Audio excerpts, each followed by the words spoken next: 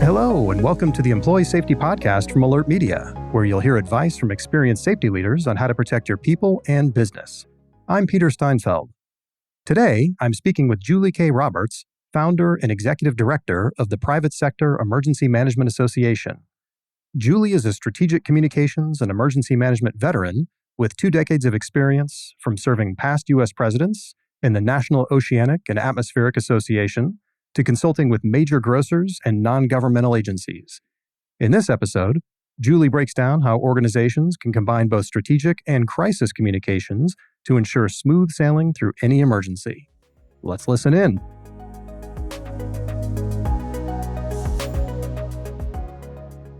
Hey, Julie, thanks so much for being here. Thank you, Peter. I'm really excited to be here today, spending some time with you and the Alert Media team. Well, we really appreciate your time. So you've got a ton of experience in public sector emergency management and crisis communication. So what led you to launch the Private Sector Emergency Management Association, or PSEMA? So my background goes back to over 20 years ago. My first job was at FEMA under the George W. Bush administration. I spent just a couple months there, left right before 9/11. Then I moved to Florida in 2005 and found myself back in emergency management. When I was in Florida at the Division of Emergency Management, one of my jobs was private sector coordinator. And so we built out a really robust program while I was there. And I left in 2016. So spent 4 years on the federal side again, working in emergency management from the NOAA perspective, and moved back to Texas in 21 and observing Hurricane Ida's response that was impacting Louisiana almost 2 years ago, actually, in September of 21. And I kept hearing businesses ask questions on the National Business EOC call, like, hey, do they have reciprocation for XYZ kind of company? Or where can I get this information? And the standard response was, call the state of Louisiana.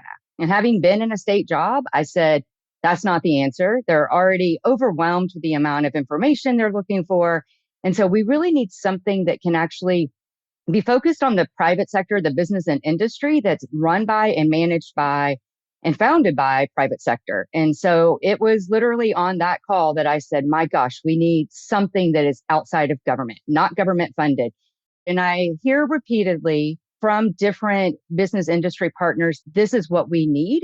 It really is meeting a need, and it's filling a void that's there. And so I think going forward, we're looking forward to expanding it and growing our membership and understanding more of how we can support all types of hazards. Well, let's talk about that void that you're filling a little bit. What you guys do is different. So how does the approach that PSEMA takes in preparing businesses differ from other state and federal programs? So the biggest thing is that when you have a program that sits inside of a government agency, whether it is inside of a state or a federal agency, 2 things happen. It's reliant upon the funding. So especially for states, right? So they're reliant on grant funding or disaster funding. Sometimes it's in emergency management. Sometimes it's in economic affairs. And the other problem is that when it's built, these programs are inside government, people change, priorities change. And so therefore, what you see today may not be there tomorrow.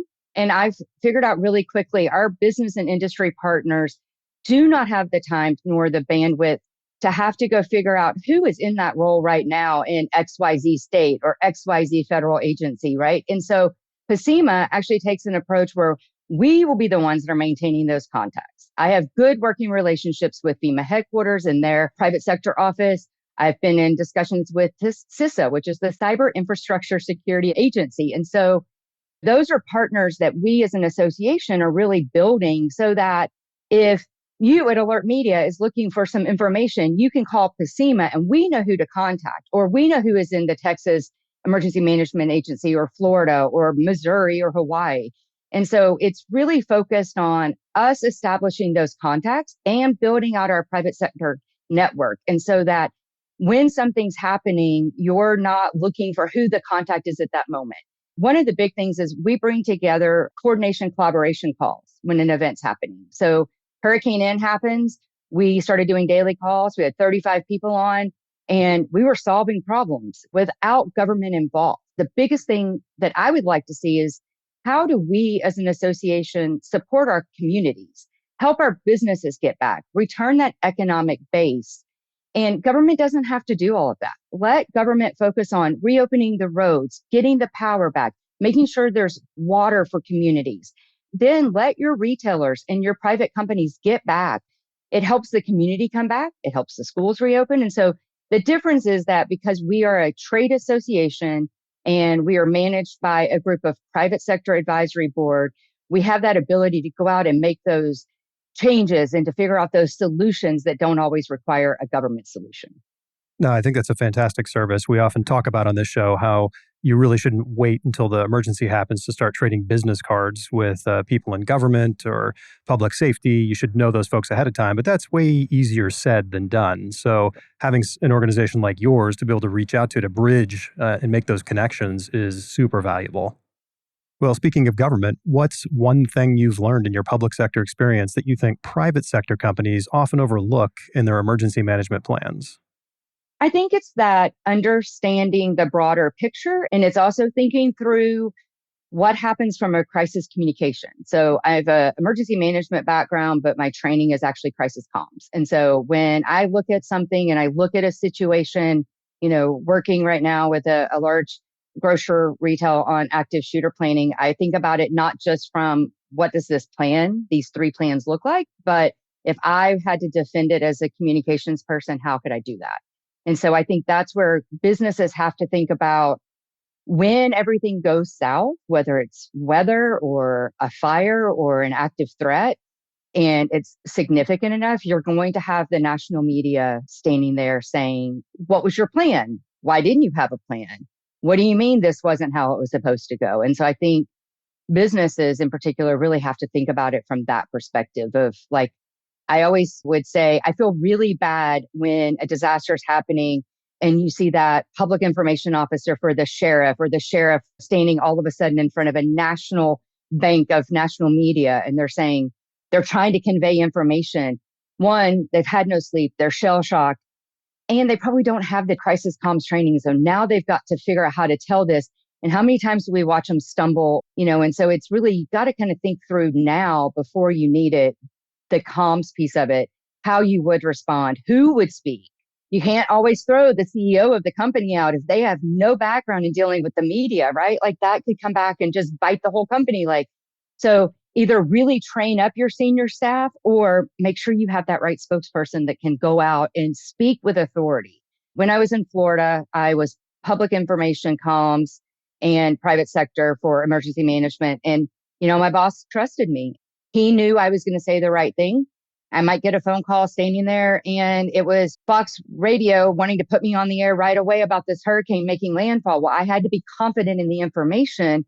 And so you can't put a junior person in your comms team and then not bless them to do your social media, right? I mean, that's the other thing is if you have a company and your social media has to be approved before every tweet can go out, you've got the wrong person doing your social media. I used to tell my staff, put it out. If something happens, one, quote a source that we know is reliable. But if we mess up, guess what? We'll go back. We'll fix it. I'm not going to fire you. We'll learn from it. If you, many times, then we'll have a conversation. But you've got to trust your team to be able to go out and convey the right information. Yeah, and planning is such a big part of that. The more that you practice things and have a plan for it, the less deer in the headlights you are when things occur. So as you think about that, what are the types of disasters that you feel businesses should be planning for that may not currently be part of the plan? So I think when you ask weather events, most companies know how to do. I don't know that companies are thinking about earthquakes. If you live on the coast, people think California earthquakes, but there's one here in the Midwest. I don't know that people think about it. And so outside of weather, I also tell companies, think about that active threat. We say active shooter will never happen, but unfortunately it happens more and more. And it's not always a shooter. So that's why I try to refer to it as an active threat. And, you can't wait until something happens and try to figure it out. I'm working with a large grocer and they've taken the initiative to build out a comprehensive active threat program.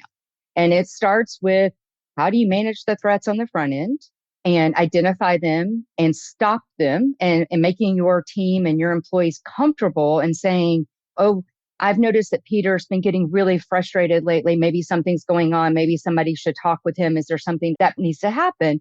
to being able to be comfortable with they see somebody coming in a parking lot and recognize that it's a threat. Who do they report it to? The more you educate your team and your employees, they're not going to have that deer in headlights look. They're going to know what to do. They're going to know who to talk to. So you've got that prevention plan that we keep talking about on the front end, because if you can prevent it, then you don't need the other two plans. That middle plan is, okay, so now we have a threat. This is happening. How are we responding? Who's in charge? How do we notify employees don't come into the store? How do you make sure that leadership knows who to contact? Who's going to show up in that store? Who's going to speak to the national media? Because if you have an active shooter inside of a large retailer, you're going to have national media most likely show up.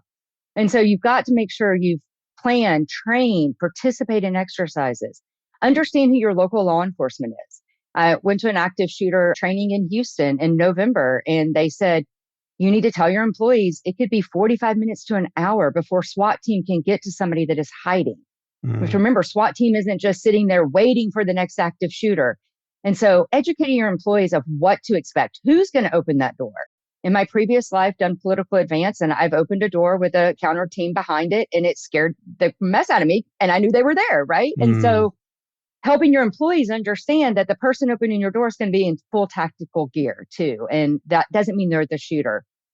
And so then once that's happened, you get through that response. And I think probably one of the most important pieces is that third plan, which is that reunification and understanding you've got to provide resources to these employees. They've been traumatized. What does that look like? Will the FBI be coming in with their assistance team and the state and the local? And what does that look like? And understanding how to support your team for many weeks ahead. And so understanding that when an incident happens, an active shooter or an active threat, it could be hours before they can get in and tell families what's going on. And so I think companies need to think about the unknowns, the black swan. And I think those active shooter, active threats are that black swan that's out there that may never happen. As I told the company I'm working with now for a year, this is one plan I really hope we build that sits on a shelf and never gets used. Yeah. Because that means we've done something right on the front end to prevent something, or they're not having it happen.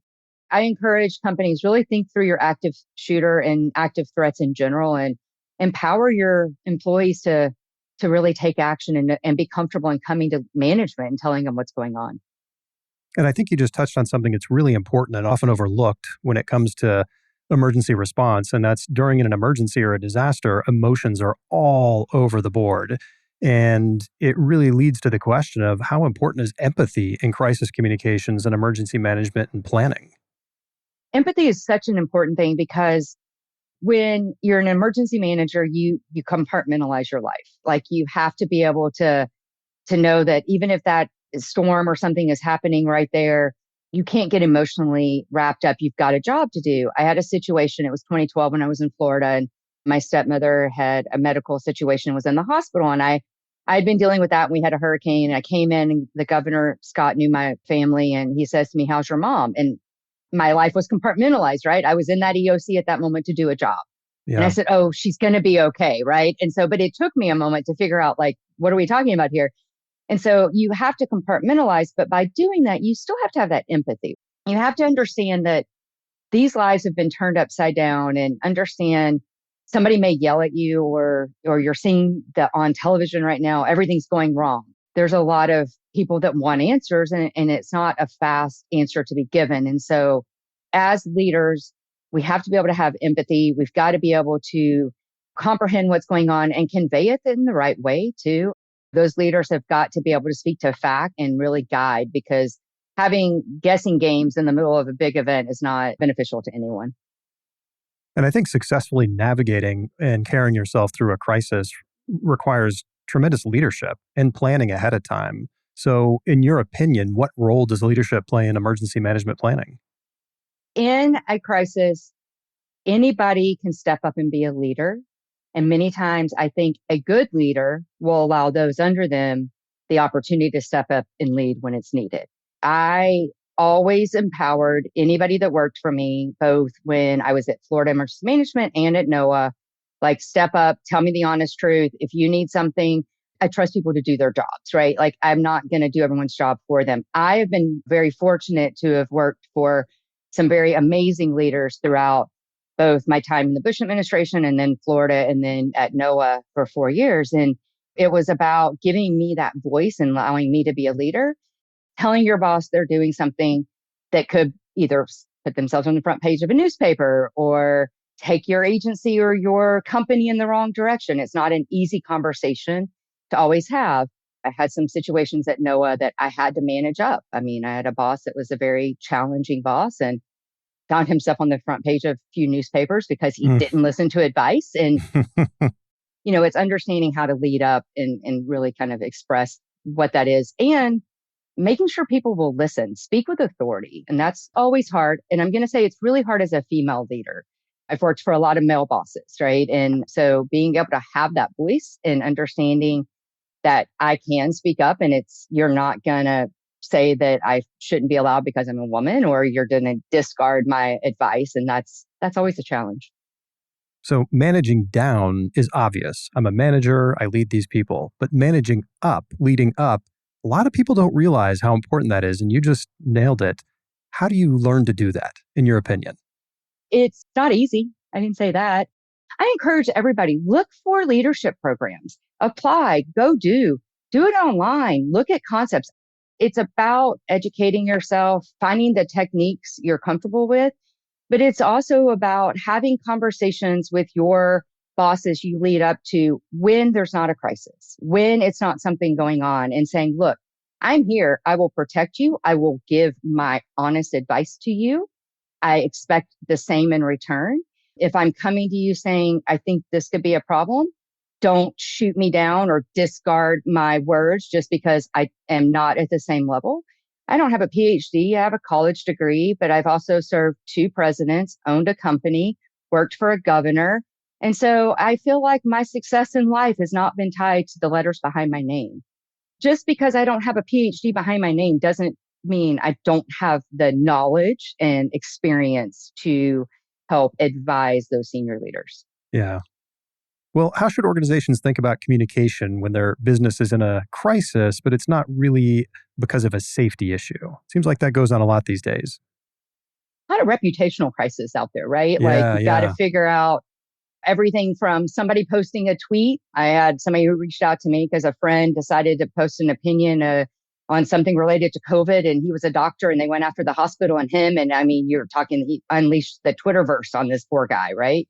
And I think that oftentimes it's figuring out how to handle it. There's an example out there of the Red Cross, and it was their official account, and somebody posted something about they picked up a 6-pack of something and they were getting slizzard.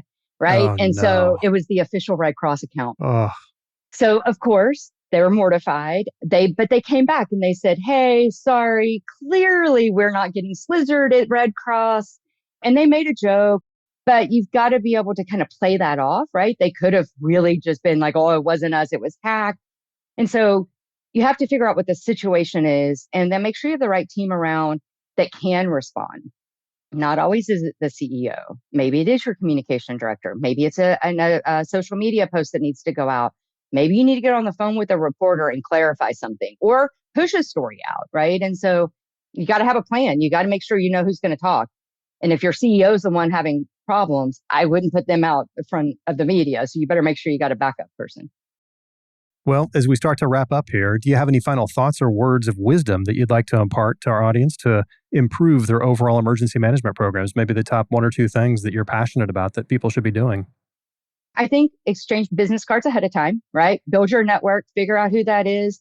You might be a company that doesn't necessarily deal in, water and different types of things, but you got to figure out who's going to provide you those basic necessities when your employees are needing it or you're trying to reopen.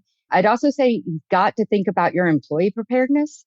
So a company can prepare themselves, but if you've got 20 employees and they don't have a plan and they can't come back, your company can't open, right? Or your business can't reopen. And then I think it is thinking about those black swan type of events that are out there that would make you uncomfortable and you don't have a plan for it right now, or you haven't thought through it. And there are resources. PASEMA, we have a resource vault that is broken out by all types of different things, whether it's your preparedness, your response, your recovery for businesses in particular. Have you thought about your IRS implications? What if you're an agriculture person? Have you thought about the ag piece of it, right? And so that's where PACEMA's really tried to build out our resources, is to help companies think about that broader impacts and preparedness, not just what your one or two little checklists that you may have right now. Excellent advice. Well, Julie, thanks so much for being on the show. Your experience is incredible, and the organization that you represent is doing some amazing stuff. So thanks for sharing it with us. Thanks, Peter. I really appreciate the invitation and really look forward to working with you guys in the future. Excellent. To learn more about Julie and her work with the Private Sector Emergency Management Association, click the links in the show notes. Tune in next week for more expert advice to help protect your people and your business. For video highlights from today's episode, just search for Alert Media on YouTube. Remember to subscribe, rate, and review the show wherever you get your podcasts. Have a safe week, everyone. Thank you for listening to the Employee Safety Podcast from Alert Media, the industry's most intuitive emergency communication and threat intelligence solution. To learn more about how to protect your people and business during critical events, visit alertmedia.com. Until next time.